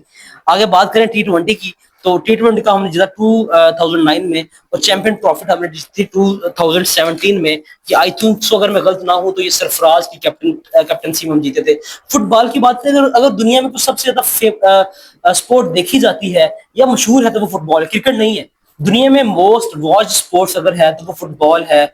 और इसका जो हेडक्वार्टर, सबसे बड़ा मैच होता है उसको हम फीफा कहते हैं, और ये हर 4 साल के बाद होता है। और इसका जो हेडक्वार्टर है ये जूरिच स्विट्जरलैंड के अंदर है। मोस्ट सक्सेसफुल टीम अगर हम देखें जो कि बहुत ज्यादा जीत चुकी है, वो ब्राजील की नेशनल फुटबॉल टीम है। अगर मैं गलत नहीं हूं तो आई थिंक सो ये फीफा 6 बार जीत चुकी है ब्राजील की टीम। फेमस फुटबॉलर की बात कर ले तो मेसी है और रोनाल्डो है, ये इनके फेमस फुटबॉलर हैं। आगे हम ओलंपिक्स को देख लें। ओलंपिक्स क्या है? Largest international sports event. तो दुनिया में जो सबसे बड़ा स्पोर्ट्स इवेंट जो होता है वो ओलंपिक्स है। और ऑर्गेनाइज उसको कौन करता है? IOC, international Olympics committee. और इसका टाइप्स हैं, समर प्लस विंटर ओलंपिक्स हो सकता है। और सिंबल इसकी 5 रिंग्स हैं। 5 रिंग्स क्यों हैं? ये 5 कॉन्टिनेंट्स। दुनिया में हमारे पास 7 कॉन्टिनेंट्स है। यू नो दैट 7 कॉन्टिनेंट्स बड़े कॉन्टिनेंट्स हैं, जिसमें हम अगर बात करें नंबर 1 के ऊपर तो एशिया आता है। अगर हम दूसरे नंबर पर बात करें तो अफ्रीका आता है। तीसरे नंबर पे साउथ अमेरिका आता है, नॉर्थ अमेरिका आता है, फिर यूरोप आता है, फिर ऑस्ट्रेलिया आता है, फिर अंटार्कटिका आता है। तो ये हमारे पास 7 बड़े कॉन्टिनेंट्स हैं। उन 7 बड़े कॉन्टिनेंट्स में 5 कॉन्टिनेंट्स इसमें शामिल हैं। तो ये 5 रिंग्स, जैसे वो इस तरह से वो साइन होता है ना, ये 5 रिंग्स 4 5, तो ये साइन ओलंपिक्स का। पाकिस्तान देखिए Olympics achievement, most famous hockey medal Pakistan को इसमें मिले हैं। टेनिस की बात करें तो इसमें फेमस प्लेयर जो ये हमारे पास नोवैक है, रफील नडल है, विनबलेन है। ये हेल्ड इन, आई थिंक ये एक हेल्ड का नाम है या किसी भी प्ले का नाम है। हेल्ड होता है all England lawn tennis plus, ये पता नहीं क्या लिखा है, क्लब, ये क्लब का नाम है आई थिंक सो। हॉकी की बात कर ले नेशनल गेम पाकिस्तान की हॉकी है। ये फार्मूला 1, ये रेसिंग कार का आई थिंक से रेसिंग कार है। Formula 1 very famous motor, yes ये रेसिंग कार ही है। और इसका फेमस ड्राइवर लेविस हैमिल्टन है। बॉक्सिंग की बात कर लें तो मोहम्मद अली बहुत फेमस है, और पाकिस्तानी बॉक्सर अभी जो है वो मोहम्मद वसीम है। स्क्वैश की बात कर लें, जो लेजेंड गुजर चुके हैं वो जागीर खान है। और अगर कोई पाकिस्तान का जो है वो वर्ल्ड चैंपियन रह चुका है स्क्वैश के अंदर तो वो जानशेर खान जो ये वर्ल्ड के लेजेंड हैं। अवार्ड्स की बात करें, नोबेल प्राइज की बात करें famous award of the world है नोबेल प्राइज। ये स्टार्ट किया था अल्फ्रेड नोबल ने 1904 में। फर्स्ट मुस्लिम नोबेल प्राइज जिसको मिला था वो अब्दुल सलाम साहब हैं, और इनको फिजिक्स में मिला था, फिजिक्स में 1979 को मिला था। फिर मलाला यूसुफजई को मिला था नोबेल पीस प्राइज 2014 में, ये वुमेन की एजुकेशन के लिए इनको मिला था। आगे हम बात करें पाकिस्तान की सिविल अवार्ड की, तो हाईएस्ट सिविल अवार्ड निशान हैदर है। अदर अगर इंपॉर्टेंट बात करें तो निशान हिलाल पाकिस्तान है, सितारा इम्तियाज है, प्राइड ऑफ परफॉर्मेंस है, तमगा इम्तियाज है। प्राइड ऑफ परफॉर्मेंस किस में मिलता है, आर्ट्स स्पोर्ट्स या साइंस में। मिलिट्री अवार्ड निशान हैदर, हिलाल जुर्रत, सितारा इम्तियाज। हाईएस्ट मिलिट्री अवार्ड हम पहले बात कर चुके हैं, ये बहुत इंपॉर्टेंट एमसीक्यूज की बात कर ली। हाईएस्ट मिलिट्री अवार्ड निशान हैदर, और निशान हैदर ये रिसीव जो है वो मोस्टली पाकिस्तान के आर्मी हीरोज के नाम ही होता है। अगर हम लास्ट कुछ ऑस्कर के ऊपर बात करें, ये बहुत इंपॉर्टेंट है। ऑस्कर्स मोस्ट फेमस फिल्म जो मिलती है रिवॉर्ड, वो ऑस्कर्स फिल्म को होती है। ऑर्गेनाइज होता है academy of the motion picture art and the science. ये ऑस्कर असल हम सोचते हैं ना, किसी मूवी को हमारे ऑस्कर अवार्ड मिल गया तो academy of the motion picture उसको देता है। कंट्री जो है इसका यूएसए है, और given for the movies and acting के लिए है। आगे है जी गैमी अवार्ड, ये म्यूजिक के लिए मिलता है। अगर उसमें भी कुछ अगर हम देखें, गैमी अवार्ड हमेशा म्यूजिक अवार्ड के लिए मिलता है। बैलन डोर ये most famous individual award of the football है, you know that. Famous winner इसमें लियोनेल मेसी है, क्रिस्टियानो रोनाल्डो है, जो उनको ये अवार्ड मिल चुका है। The best FIFA award football performance को मिलता है। आईसीसी अवार्ड क्रिकेट के लिए होता है, और पोलिटिजर प्राइज जो है इंपॉर्टेंट जर्नलिस्ट के लिए होता है, जो जर्नलिस्ट होते हैं उनके लिए होता है। कंट्री यूएसए देता है, और ये जर्नलिस्ट को या लिटरेचर वालों को देता है। बुकर प्राइज होता है, ये लिटरेचर के लिए होता है, इंग्लिश नॉवल के लिए होता है। आगे रैमडन अवार्ड हमारे पास होता है एशियन नोबेल प्राइज के लिए, और ये हमारे पास जो है यूएनईएसओ अवार्ड, ये एजुकेशन और कल्चर के लिए। बेसिकली यूएनईएसओ ये यूनाइटेड नेशन की एक मेजर, इसको सब टाइप लगा लें। सपोज दैट अगर मैं बात करूं डब्ल्यूएचओ की, तो वो भी इसी के अंदर ही आएगा, यूएन के अंदर ही आएगा, और ये एजुकेशन और कल्चर के लिए रिवॉर्ड देता है। और अगर हम बात करें इकोनॉमी के ऊपर, इकोनॉमी क्या है, financial system of the country, इसको हम इकोनॉमी बोलते हैं। Suppose that types of economy, या कैपिटलिस्ट होगा, या सोशलिस्ट होगा, या मिक्स्ड होगा। कैपिटलिस्ट में क्या होगा, प्राइवेट बिजनेस ज्यादा होगा, और सोशलिस्ट में गवर्नमेंट सारा कंट्रोल कर रही होगी। लेकिन पाकिस्तान की जो इकोनॉमी है वो मिक्स्ड है, पाकिस्तान में प्राइवेट भी है और गवर्नमेंट भी साथ शामिल है, गाहे बगाहे। अगर जीडीपी बात कर लें तो ग्रॉस डोमेस्टिक प्रोडक्ट है, total goods services produce by country, इनको हम जीडीपी कहते हैं। जीडीपी निकालने का फार्मूला क्या है, consumption plus investment plus government की स्पेंडिंग, ये सब को प्लस कर ले, फिर एक्सपोर्ट में से एक्सपोर्ट निकाल वो भी इसमें प्लस कर लें, तो ये जीडीपी निकल आएगा। तो जीडीपी जितनी अच्छी होगी उतना स्ट्रॉन्ग आपकी इकोनॉमी होगी। आगे हम बात करें जीएनपी, ग्रॉस नेशनल प्रोडक्ट, इसमें जीडीपी के अंदर जो है वो ओवरसीज का पैसा शामिल नहीं होता, बट जीएनपी के अंदर आपको ओवरसीज का पैसा, उनकी इनकम भी साथ शामिल होती है। कुछ इंपॉर्टेंट टर्म्स हैं तो आपको पता होना चाहिए। इन्फ्लेशन का मतलब क्या है कि जो है वो प्राइस ऑफ थिंग्स इंक्रीज, और महंगाई का होना, सिंपल कह लें महंगाई का होना इन्फ्लेशन है, और महंगाई का कम होना ये डिफ्लेशन है। रिसेशन कहते हैं कोई भी इकोनॉमी जो शटडाउन हो जाए, बंद हो जाए, रिसेशन होता है। आगे बात कर रहे हैं बजट की, गवर्नमेंट की इनकम प्लस एक्सपेंस प्लान को हम पूरे प्लान को बजट कहते हैं। टैक्सेस क्या है, गवर्नमेंट का रेवेन्यू सिस्टम जहां से गवर्नमेंट पैसे लेती है। टैक्स जो है वो दो तरह के हो सकते हैं, या इनकम टैक्स होगा या सेल टैक्स होगा। अगर कोई डायरेक्ट टैक्स जो हम देते हैं वो इनकम टैक्स है, जो इनडायरेक्ट टैक्स देते हैं वो हमारे पास सेल टैक्स है। इसके बारे में आपको आइडिया होना चाहिए कि सारे का सारा पोर्शन करंट अफेयर्स के बारे में आता है। आगे हम बात करते हैं माशाल्लाह एफबीआर के बारे में। फेडरल बोर्ड ऑफ रेवेन्यू, ये हमसे टैक्स लेता है। इन पाकिस्तान टैक्स कलेक्शन अथॉरिटी किसको है, एफबीआर को है। पाकिस्तान इंपोर्ट का मतलब क्या है, जो पाकिस्तान इंपोर्ट करता है, इंपोर्ट जो कि मंगवाता है, ऑयल मंगवाता है, मशीनरी मंगवाता है, इलेक्ट्रॉनिक्स मंगवाता है। जो एक्सपोर्ट करता है textile, rice, sports goods. Sports good ये तो सियालकोट की जिम्मेदारी, सियालकोट जो एक और इंपॉर्टेंट है भाई, फीफा का जो वर्ल्ड कप हुआ था, फीफा जो कि हर साल बाद होता है, दुनिया में सबसे ज्यादा मोस्ट वॉच्ड अगर हम देखें गेम है, फीफा में जो फुटबॉल यूज होते हैं वो हमारे पाकिस्तान के सियालकोट से होते हैं, और अक्सर वहां पे लिखा तो मेड इन पाकिस्तान, बहुत प्राउड मूवमेंट हमारे लिए। अगर हम पाकिस्तान के टोटल कर्जे के ऊपर बात करें तो तकरीबन round about 80 trillion PKR, 80 trillion PKR हमारे ऊपर कर्जा है। और अगर हम अमेरिका के ऊपर टोटल कर्जे की बात करें तो माशाल्लाह 35 ट्रिलियन डॉलर है। 35 ट्रिलियन डॉलर अमेरिका के ऊपर है, और 80 ट्रिलियन पीकेआर पाकिस्तानी रुपीस ये पाकिस्तान के ऊपर है। अब बात है ये है कि अमेरिका का कर्जा बहुत ज्यादा है, लेकिन फिर भी ये स्ट्रॉन्ग क्यों है? क्योंकि यूएस डॉलर ये वर्ल्ड रिजर्व करेंसी है। दुनिया में अगर किसी ने रिजर्व करेंसी रखनी है तो डॉलर रखता है। अगर वो पाकिस्तान रखना शुरू कर दे तो हमारा कर्जा इससे 10 गुना भी हो जाए, हमें मसला ना हो। ठीक है, आईएमएफ की बात करें, आईएमएफ की हम बात करते हैं। आईएमएफ जब बनाया गया था, आईएमएफ का मतलब क्या है? इंटरनेशनल मॉनेटरी फंड्स, ये बनाया था 1944 में। और अगर हम देखें आईएमएफ का काम क्या होता है, ये अक्सर मुल्कों की इकोनॉमी को स्ट्रॉन्ग करने के लिए यूज होता है, और वाशिंगटन डीसी में इसका हेडक्वार्टर है। पाकिस्तान सेंट्रल बैंक जो है वो स्टेट बैंक है। इन्फ्लेशन का प्राइस इंक्रीज हम बात कर चुके हैं। पाकिस्तान इकोनॉमी में से ये भी बात कर चुके हैं।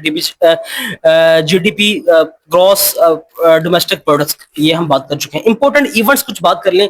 पाकिस्तान कब बना था? 14 अगस्त 1947 को, और सेपरेट हुआ था ब्रिटिश इंडिया से। ऑब्जेक्टिव रेजोल्यूशन 1949 को हुई थी, और ये पाकिस्तान आइडियोलॉजी फाउंडेशन थी। फर्स्ट जो कॉन्स्टिट्यूशन है, पहला आइन, वो 1956 को था, जो कि पाकिस्तान को पहली दफा इस्लामी रिपब्लिक बना। 1965 जो वॉर हमारी हुई थी, उसके जो हीरो थे एम आलम थे, अजीज भट्टी थे।